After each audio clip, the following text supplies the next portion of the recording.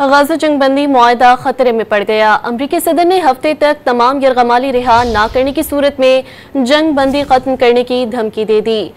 غزہ کو جہنم بنانے کا اشارہ بھی دے دیا۔ ڈونلڈ ٹرمپ نے خبردار کیا کہ پناہ گزینوں کو قبول نہ کرنے کی صورت میں اردن اور مصر کی امداد بند کر سکتے ہیں۔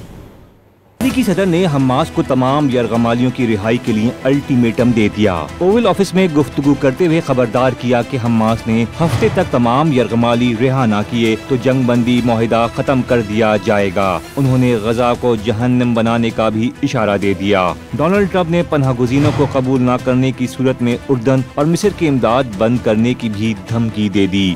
If all of the hostages aren't returned by Saturday at 12 o'clock, I think it's an appropriate time.